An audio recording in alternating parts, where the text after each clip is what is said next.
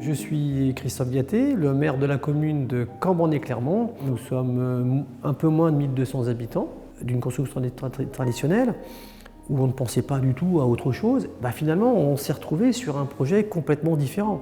À la base, la réhabilitation de l'école maternelle, cette réhabilitation, c'était simplement une mise aux normes PMR et remettre un petit coup de peinture, vous voyez. Et finalement, on a tout refait.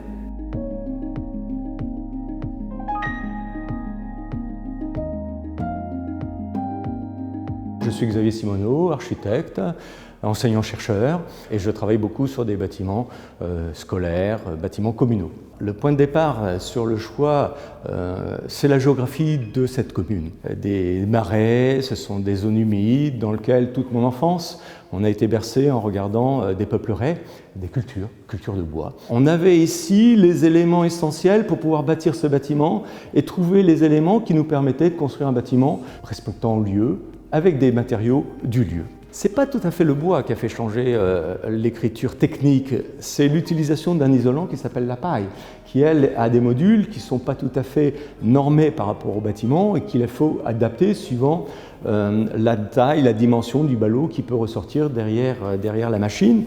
Et donc c'est sur cet élément-là qu'on a réécrit quelques éléments pour que ce projet puisse trouver une réponse et une intelligence constructive par rapport au matériau du bois et de la paille. C'est important également pour nous de rester local. Et justement, la région, dans les aides qu'elle apporte, le bois pour nous, ici nous avons des forêts, nous avons de grandes forêts, notamment la Neuville-en-Hez, c'est à un quart d'heure d'ici. Pour ce projet, nous avons été donc bien aidés par la région, mais aussi par le département. Nous avons eu également des aides de l'État, et puis ensuite, il y a eu des fonds propres et un petit emprunt. Voilà en gros comment ça a été financé.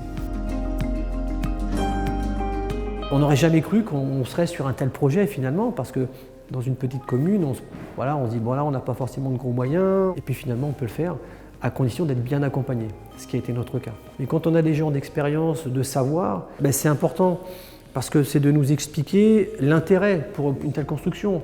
Nous, ça va être à peu près 60% d'économie d'énergie, c'est énorme pour une petite commune comme nous. Le conseil, c'est bien écrire ce qu'on attend.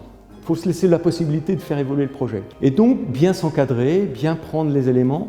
Selon Claire, aujourd'hui, dans les Hauts-de-France, on a assez de personnes compétentes qui viennent nous accompagner à la fois sur des décisions politiques, des décisions techniques, des décisions financières. Il faut être modeste, il faut savoir écrire avec les autres et pour les autres.